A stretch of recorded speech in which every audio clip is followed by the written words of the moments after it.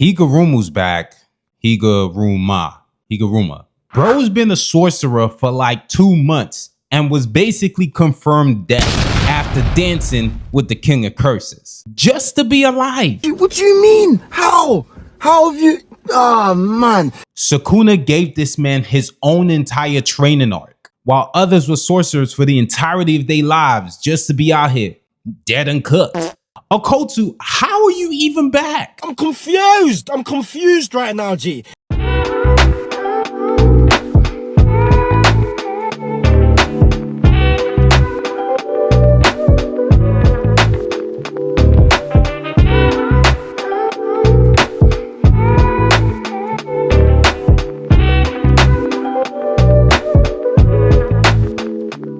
Alright, we back. Am I the only one that questions the morality or the sense of humanity in Jujutsu Kaisen? Gojo been dead. Ain't nobody even shed a tear for this dude. Just me then? Alright. Dog sitting this week. Would you stay standing, please? Thank you. Dog sitting this weekend, and basically it's my wife's dog. I mean, I married her, so I basically married the dog. Not like that. Weirdos. Did I mess my life up? You're goddamn right I did. But now I have the responsibility of giving out the impression that this guy, or girl, is basically the best thing that happened to me. So, yeah. How about Tuesdays and Saturdays? No child support. NANI? Like, don't sniff it. What are you doing? Like, you're not gonna be my next new YouTube video. You need to follow the script. Follow the script. So you're not gonna take my deal? I will forget you then. You can go back. Bye. Hit that like and subscribe button and join the notification gang so you can get more cameos from my dog. Or her dog. So yeah. Quick side note, wanted to address this real quick. Mirror out here borderline complaining that she didn't actually get to fight. Bruh, but weren't you the same person who put it all on the line when you fought against Kenjaku? Basically vowing that you will never swing a sword again just for him to block your sword with his finger. Despite my mixed feelings about Okotsu the GOAT returning, Maki out here talking a lot of smack. Some warranted, some unwarranted. But yeah, she about to cast that smoke.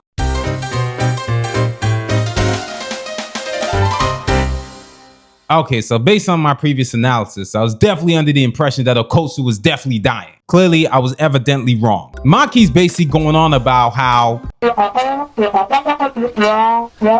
Yeah, and take that. Shut up, bitch!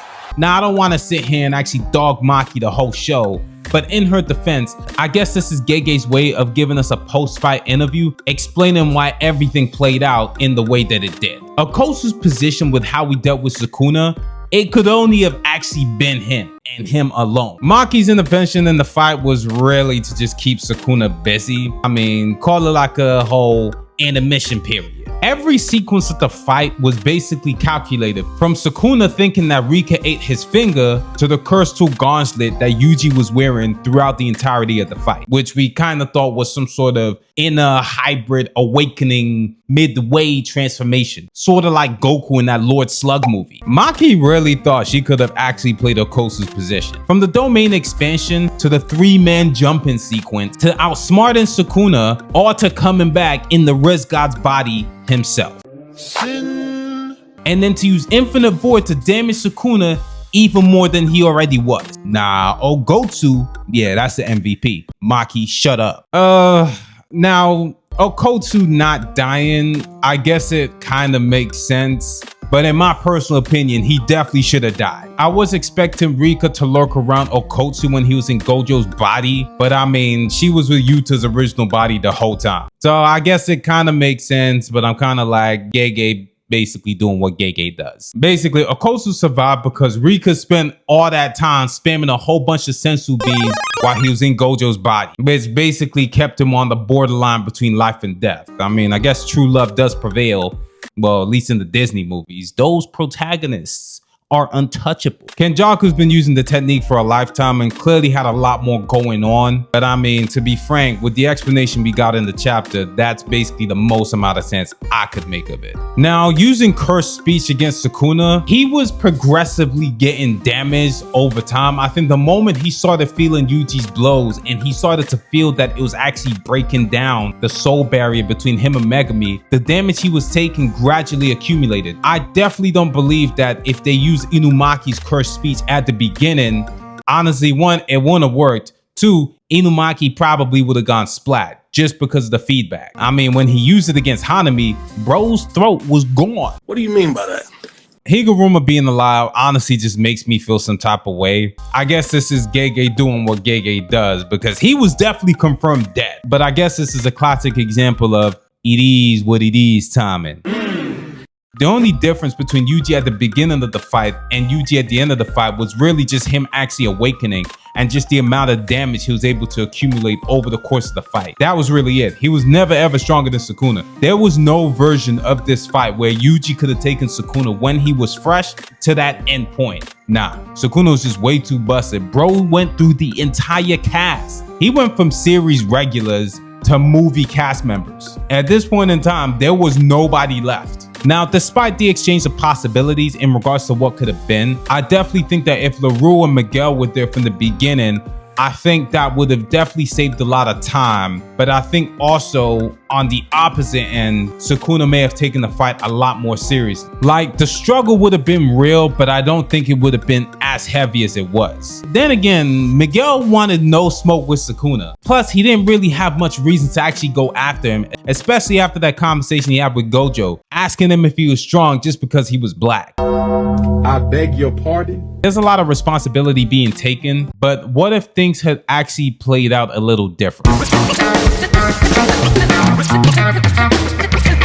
Kusakabe basically kills the vibe and he blames Gojo for basically everything. Basically, he wanted Itadori to die. He was a part of the whole execution plan of, yeah, we gotta take this dude out and it's game over for him. He does double back a little bit because he does tell Yuji, Megami, and Nobara to not actually take any blame because, I mean, they're not really at fault here, especially Megami. Personally, everything played out the way it was supposed to play out. Yuji ate the finger. Megami went out of his way to actually save him, and Gojo actually hiding Sukuna's final finger was the thing that actually took him out in the long run. If Gojo went ahead with the execution, well, we wouldn't have a story, that's one, and Megami and Sukuna would have eventually found a way to actually get inside Megami's body. From the moment him and Gojo had that first confrontation in episode 1, everything was carefully crafted and planned in order for him and Gojo to finally go at it in the final arc. Maki's rant is funny, but at the same time, she is in no position to be putting blame on anybody, considering that she got cooked by 2 black flashes. And I guess in the end, when it comes to Todo not being able to save Choso, it comes down to not being within range, but really just due to the density of Sukuna's immense cursed energy. Think of it when like Shanks pulled up to Whitebeard's ship. The moment Shanks released that hockey at the end of film Red, Kizaru reevaluated his job description with the Navy. Fujitora just put his sword back and decided to go back home. Yeah, just like that. Realistically, I think it's a little tough to think about the losses that they suffered, because when you think about what they actually lost in comparison to the win that they got, they're just a bunch of kids who took out the King of Curses. And I mean, it was a collaborating effort. I mean, Yuji spearheaded that plan because the plan they constructed was centered around him. Realistically, I think it's a little tough to think about the losses that they actually had. When you think about it, they only lost Choso and Gojo. I mean, definitely very pinnacle characters. Kashimo don't count, 1, because he's trash, and 2, because, well, he was a ghost of the past. So technically, he was already dead. Gege had no problem letting us know that. This guy got the genie treatment. He was here in one chapter and was gone in the next. If Maki got the jump on Kenjaku, I definitely don't think it would have worked out as well, especially because despite Yuta using Boogie Woogie to get behind Kenjaku, he was still able to react on time. So I definitely don't think Maki would have been good enough to take out Kenjaku, my personal opinion. Wee just grabbing people and running away. I mean, he kind of reminds me of those ball catchers during the Wimbledon tennis games. I mean, look, you look important, but realistically, we can still play this game without you. Nah, speculation territory, but with the way this chapter actually played out in the long run, well, at least towards the end, it seems that there's definitely brighter days ahead and maybe a potential sequel. I think we can talk about that.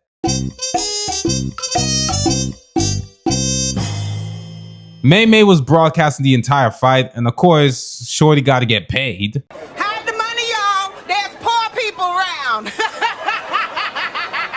With your broke ass. The end of the chapter does signify the purging of the clans as a way to step into like a brighter future and getting rid of the Jujutsu Society corruption. The clan that invented the new Shadow Side technique basically set a binding vow, binding everybody's lifespan to the clan for life if you were to learn the technique. So they were very selective in the individuals that they would actually allow to learn that technique. And of course, Mei nice like that because she did find a way around it. So long story short, they were forcing sorcerers to be their disciples for life. With one clan gone because of Kenjaku, the Zenin clan gone because of Maki, and with the Gojo clan losing their power due to his death, I think it allows the younger generation to create a society that doesn't have the same level of corruption as their predecessor. Along with the help of Gakuganji, it basically allows them to create a new system like Gojo initially hoped. Mei calls the clan a curse, and along with Kusakabe basically states that anybody can learn the simple domain techniques without any restrictions. Initially, the clan's original goal was to monopolize Jujutsu Society by having anti-domain techniques. Mei has basically ruined their plans, basically allowing people to learn anti-domain techniques. And because of their selfish decision to keep that technique restricted,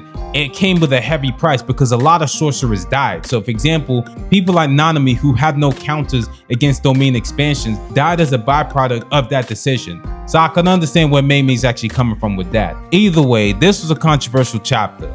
Did you like this chapter? Did you not like it? Leave your thoughts down below. Like, comment, subscribe, and I'll holler at y'all later, man. Peace.